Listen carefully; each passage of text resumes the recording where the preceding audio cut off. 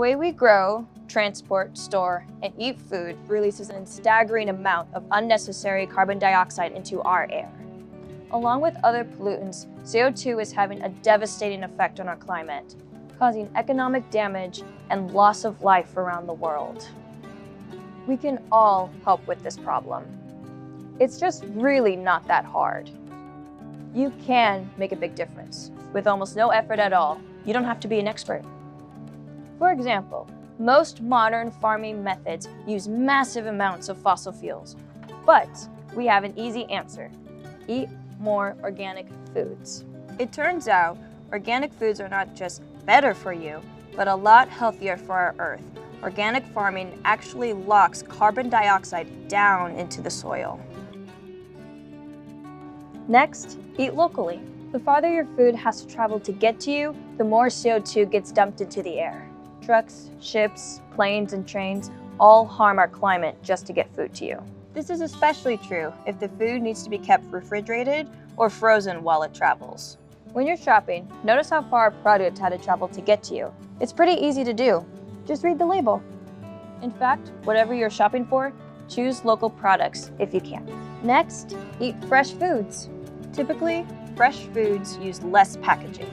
Fresh foods use a lot less energy traveling from farm to shelf in your grocery store.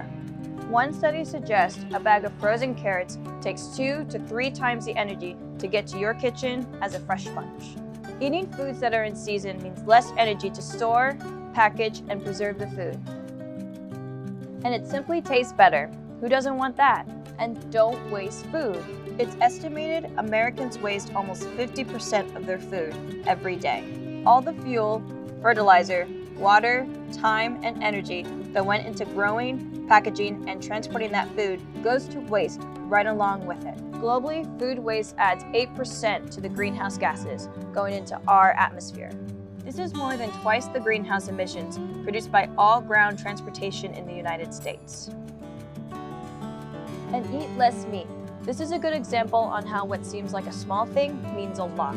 Almost 27 pounds of carbon dioxide are released into our atmosphere for each pound of beef produced by traditional methods. Plant-based foods like pinto beans only produce 3 or 4 pounds of CO2.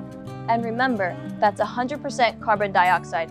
It hasn't even flooded into our air yet. In fact, at a safe level, CO2 is only 0.035% of our atmosphere.